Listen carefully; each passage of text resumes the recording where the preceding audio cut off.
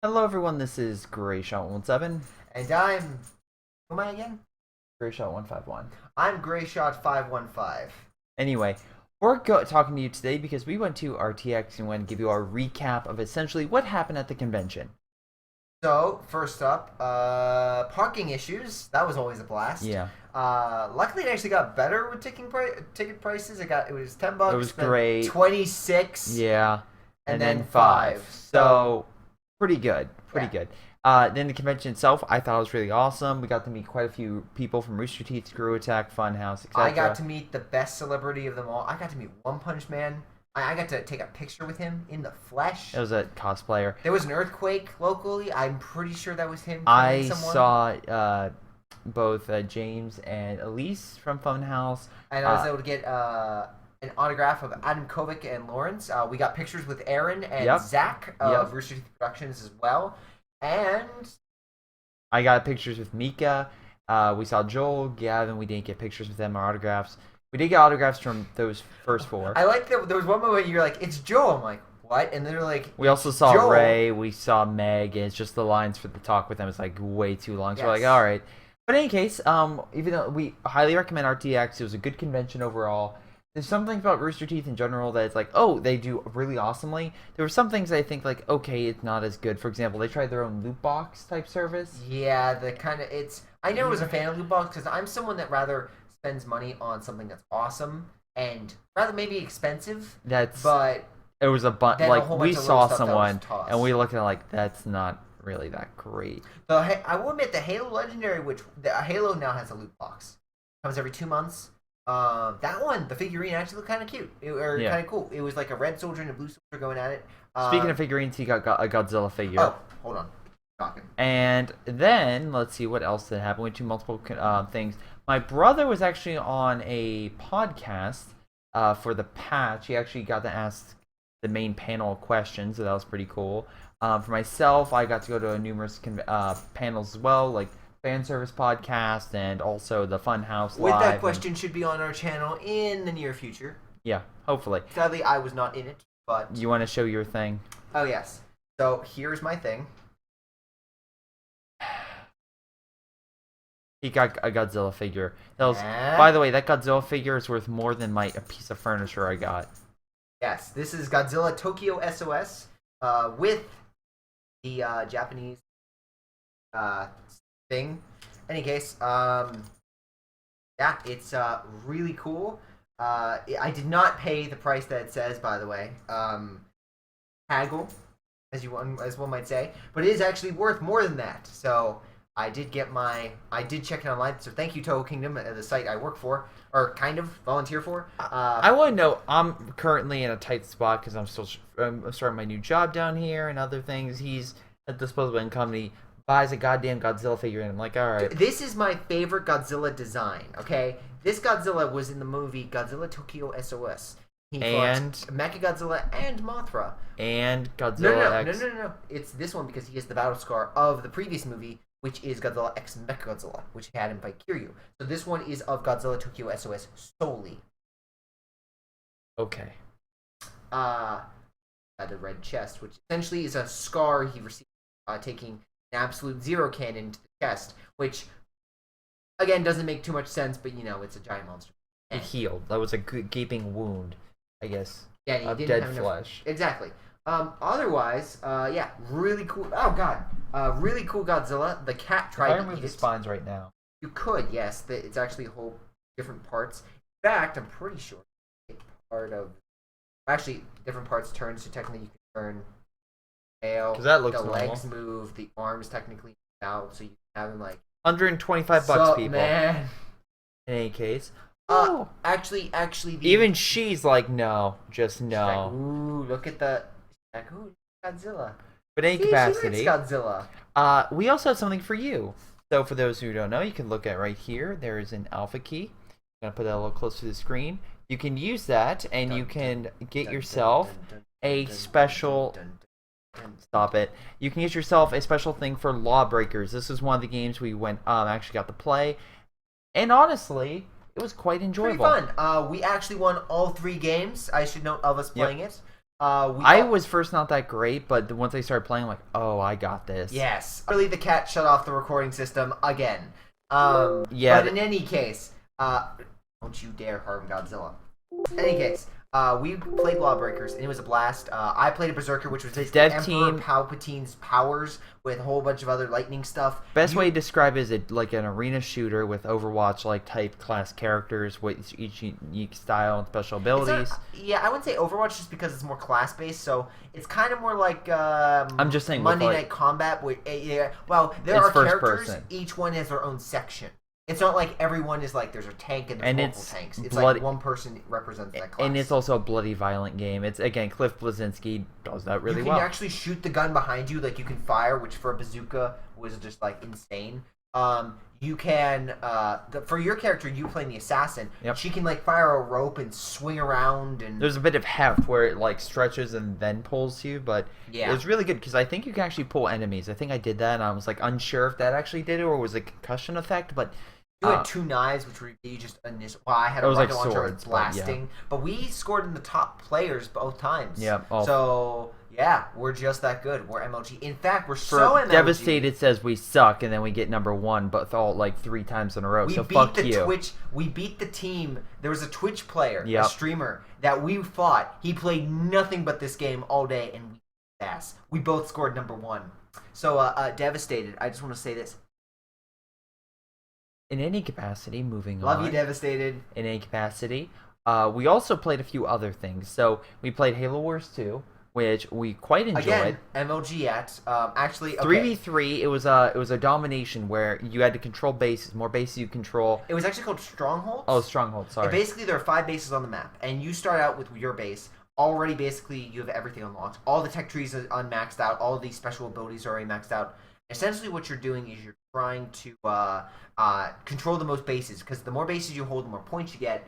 And if you like, COH2, if you have like A, B, and C, you get more points faster, and trying to tick down the clock. Well, essentially, that's kind of like what this game is, except you're just there are 5 points, and you just want to get the majority. And the more bases that you have, the more units you can build, because it increases your pop cap. Problem: the third guy on our team.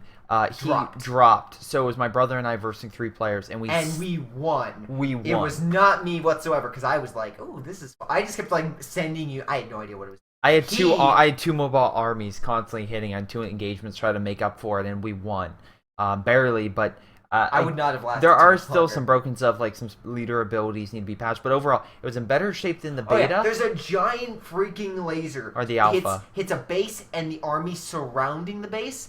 The army surrounding the base dies, but the base is still alive. The base is a lot of health. How? It's like a nuke coming down, and the crater, everyone survives, but everyone around it is just gone, and there's like ash. The big thing about it is they have some balancing with the later abilities, but overall the units I thought were actually pretty good. Oh yeah, I liked each of them. I don't know if they have specials or not. There was no Y for specials, so I was like kind of curious about that. I don't know. I think there are. They just haven't implemented the button, which is weird. Because a lot of the stuff hasn't been implemented, like. The Scarab, they did make a note that wasn't in the game. Yeah. There were Spartans that weren't only one Spartan in the game mode. They said they're going to try to aim for about 5 or 6 game types in the game, like around there, which which is perfect. Because Halo Wars, the biggest problem was it had 2 modes. It had standard and deathmatch. Yeah. And that was it. And that got really boring. The nice thing about that is you can have a quick game and you can have a long game. So you have people like MOBA players who were like, oh, we want our 10-minute game on the spot, and then you have like the RTS player I'll take a longer game. I'll take a game that takes considerably longer, which is good. Yeah. The other note I will say is all the units. It's not really rock paper scissors. Really, Halo Wars the original was rock paper scissors. Air units beat tank armored units. Armored units beat air. Each have their own special abilities, stuff like that. So it isn't as simple. Let's just all go tanks, Wolverines, and Cobras, and we can win. No, each unit has a special so there's like a long range sniper. Yeah. There's a close range anti-tank. There's like a medium range anti-infantry. So each unit, there's all these different units. Yeah. And it all carries out. There's plenty of units to use. Like the flamethrowers are considerably more effective in the this Hellbringers. game. Oh my god! Yeah. Cool name, by the way. I love it. Infantry is no longer like, oh, just deploy Marines, and you kind of deploy them, and they're kind of there. Yeah, there's also in this game, at least for the UNSC and even the Covenant, the infantry has been more fleshed out, so it is an option. Yeah, there's also new units like the Kodiak and the whatever the fuck Falcon thing. The Falcon that looks like a Falcon but isn't the Falcon, but no weapons, but it heals. So it's really cool. I've deployed like drones from the bottom and helps heal stuff, which I think is like, okay, that's awesome. No transportability with the Pelican, but whatever. I always like that. Come on, escape! But yeah, you're just trying to get away and just get mowed down. Yeah, there's some early footage on our channel of me like doing that. I'm like, yeah, we made it. But anyways, that was Halo Wars. So far, that's like great. Then I played Song of the Deep. So I played Song of the Deep. This game comes out in a week and a half, 2 weeks, something along those lines. It's made by Insomniac. Last, again, Dead Team was like an indie dev, and then 343 along with Creative Assembly. But the big thing about the Song of the Deep I really like was the simple fact that it reminded me of Child of Light, but a mix of Twisted Shadow Planet. Child of Light because of the art style, the main character being, again, a young girl trying to help her father. Similar themes of Child of Light, but I'm very curious to see how this goes. Huge open world. I really enjoy that. And you can kind of go down, so it's kind of like Metrovania, I think, a little bit more as well. But overall, yeah, I had a really good feeling from it. I hope it does well. I played it twice, and I got farther in. I actually got a free shirt from it as well. But that was another game where I did not expect it to be that good. And it was like, okay, this is actually pretty fun. Now, you play another game. What was it called? Brawlhalla. Yeah. Essentially, it's a very for Smash Brothers-y kind of style. It has basically the mechanics. It's basically they used a lot. Like, you can hit units at guys at the enemy. Everyone has certain lives. It's all kind of like a 2D art, kind of cute. Kind of like, oh, there's a werewolf, and there's like a Viking, and there's like, it's very much characters like a Valhalla, like these, so if you played Skyrim, you could pretty much think of most of the characters. Exactly. My overall note is I liked it. I didn't see anything really unique about it. It was like, if you can't play Super Smash Brothers and you absolutely loved it, I would say give it a shot. I think it's a good game in itself. It's just, I like playing Super Smash Brothers because I like playing Samus and blowing people up. I don't like. I didn't see the character I only played it like once, so I only got like one character, and that was like a werewolf. I didn't really see the character I loved in the game. Continuing on, I went to Revolver Digital, I think their name is, and I saw Shadow Warrior 2 and Strafe. Oh yeah, how is that? Both were interesting. They're not really my type of games because again, they're kind of like really old school shooters, even more like early 2000, late 90s, especially like Strafe that literally says this is the best shooter of 1996, and it's literally that graphic style, but just like so updated with like physics and everything like that. It makes it look like the best 1996 game ever in play and controls. Okay. It's weird, but it's fun. It looked and played interestingly. Not my cup of tea, but it's still interesting. Now the worst game I played at the convention by far, H1Z1, a King of the Kill. I did not like that game. I'm like, okay, let me try it. I mean, because it has 150 players. We played 7 Days to Die, so we understand like the basics. We played DayZ. We really like Ark because at least in that one, they keep updating with fresh content, and you feel rewarded because you build a base and all that. Yeah. But this one essentially is very much like the Culling, where you're basically dumped in a map. You have to kill other people, find weapons, and you're basically forced into a smaller area as gas comes in.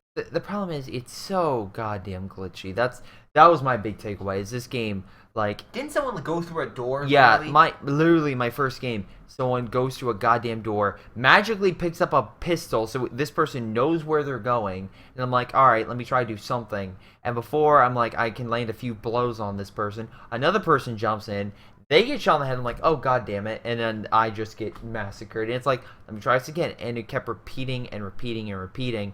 Maybe there's a high skill curve or something along those lines. These were like more of an open server, so we were playing with probably more experienced people. But the problem is, the game was so kind of glitchy. And what you're saying is, when you first tried playing it, it didn't leave you with, like, I want to play more. Yeah, and Lawbreakers... I should know, Lawbreakers was exactly the opposite. You jumped in... and it was a fun to play because basically the game mode is it's 13 points and there are 3 points on the map, and you have to it's in spurts. Yeah. So basically each round you're trying to hold these points, and as soon as you get control of it, it basically loads up. If you're standing in it, basically and once it reaches 100%, basically you control it and you can go after the other point. It's really cool because you can send like one guy to stop like the base closer to the enemy and try to focus on taking yours, then taking the middle, then going after theirs, or you can maybe just focus on yours, then just. There was a lot of strategic depth. Now, and like there's a zero gravity zone in the middle, so you are firing in every single direction. So it's really cool. I'll say it's different. It's not like Overwatch. We might say, oh yeah, it's the structure. It's much more. It's unique. I'll say that. Yeah. I'm not gonna lie. It's not a shooter I really found attached to. Like it's not a shooter I was like, oh my god, this is like my bread and butter. But it was like, wow, this is really interesting. Okay. This is fun. That's the thing. Is fun. It's a lot of fun, and I'm glad that Cliff Bleszinski is on this game because it kind of has those markings where it's like, you mean blood, guts, gore, and no. It's like with that, but it's like remember he came from Unreal, so he came with fast-paced shooters that had spurts of energy and fun to them. Even Gears of War has that. Jackrabbit, Jazz Jackrabbit. So my thing is about that is.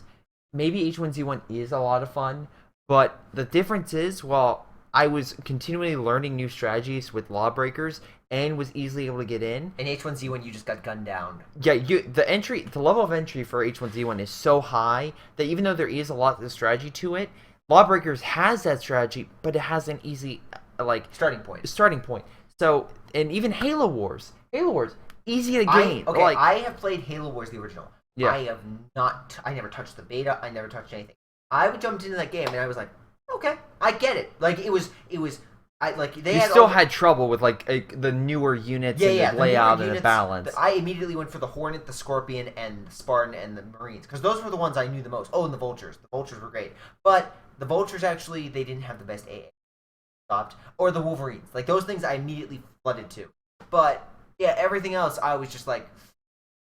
Yeah, I kind of suck at the sniper. But that was like our worst game of the conference. I also mass-produced Hellbringers against tanks, and I that didn't really work out too well. Thank you, by the way. You're welcome. But no, it's again for impressions, that's our worst game. But overall, we're just happy to play a lot of those games, and I really enjoyed a lot of them, and I'm glad I got to play them. Halo Wars doesn't come out until next year. Lawbreakers, I think it's the end of the year. 2017, yeah. Oh, it is. Oh, okay. No, for Halo Wars. Oh, yeah, and then Lawbreakers later. Lawbreakers, this is an alpha, and I highly recommend you guys try it. It's a closed alpha, so don't look at the code that we just put on. Once again, I'll put the code on in case you guys didn't see it, and there you go. Again, if you guys really like the code, and you can use that, jump backwards? On. Well, I'm gonna flip it. So Okay. Yeah, great. You just gave off the illusion. But in any case. Overall, RTX, really enjoyed it. Oh, yeah, so we should say the panels we went. Yeah, I already did. So we went to the Funhouse panels. We went to, I went to the fan service panel. Patch. Also kind of funny for Screw Attack, which was my God, goddamn amazing. That was amazing. I love that.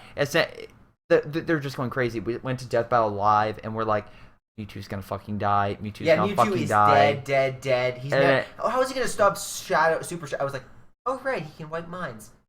Okay. Touche, and then he gets impaled by a spoon. That was great. But it's like also Shadow. I'm just like, God, like Vegeta versed him, and I'm just like, is this me? Well, to be fair, when Vegeta versed him, they made it entertaining with the fact that yes, they overblown the powers, like him teleporting the goddamn moon. But at the same time, it was that back then it was more entertaining. While they tried to be like super detailed on the stats and stuff. Yeah. And you could see it in this episode. Like it was short, but it was good. Yeah. It was really good. But overall, and the next one is Carolina versus the meta. Thank you. Yes, which I am calling dibs on the meta. Honestly, I don't think Carolina can win. Here's my problem. Yes, Carolina, I do think is going to win because very simple. Most likely she does have two AIs, or she might have two AIs, or an AI. She probably has Epsilon. Yes, and I guess even though that even Epsilon or Church, actually, would be curious if Church is voicing. Oh, yeah, that's right. But my thing is, I do feel like she could win. Because, again, if Epsilon is helping, then... Here's my takeaway, though. Yeah. if you also remember, Epsilon can't handle all the functions at once. The meta can handle all that at once. And the fact of the matter is, the Reds and Blues and Agent Washington and Texas only did so well because the like they said, the meta was a fragment of himself by that point. So yeah, if you recall, you're kind of get back in the screen, please. If you recall, not even Agent Washington with a goddamn machine gun was able to make him go away. Here's my counterpoint. Carolina was able to beat Texas. Washington and the meta without AI could not. But again, the problem is he was broken. He was not the meta. He was a fragment of himself. That's why I think she has a chance, because if she can knock out the AI... Oh, right, with an EMP. There we go. She may have that possibility. I don't know if that's possible, but I feel like the meta is just pure power. Carolina is at least... Skill and at least strategic. Anyway, that's going too much into depth. As something else. But overall, RTX, thumbs up. Really enjoy it. Next year, we're probably going to go again. Hopefully, VIP tickets maybe, so we can get into more stuff. The better panels, yeah. Otherwise, if you guys ever just want to, should I just go? If you guys are in the area or you can and you'd like to visit, it's honestly pretty cool. They honestly do have a large anime presence there just because of RWBY as well. So if you're a fan of that, definitely check it out. Overall, though, thumbs up. I would give it 5 Godzillas. Out of 5. But yeah, that's our impressions also about games that were showcased there. There's some things we couldn't get to, like the new RWBY game. But yes, that's going to be it. Again, I want to thank you guys for watching. Hope you guys enjoyed. And we'll see all 3 of us next. No, one of us is going to die. Oh, you're right. It would be 4 because your cat would be on. See, this is my pet now. See, I don't have to feed it. I have to walk it. It just is awesome. You know what's the difference between my cat and that thing? My cat, at least, is more enjoyable than that. You know what the other thing is? Your cat's going to die and not be worth anything. I can sell this for a mint. See you next time. Actually, you could sell the cat for the... well, there was one thing. It was the ash-infused dog treats. I'll see you next time. They might have ash-infused I'll see you next time. Well, you're just not having any fun.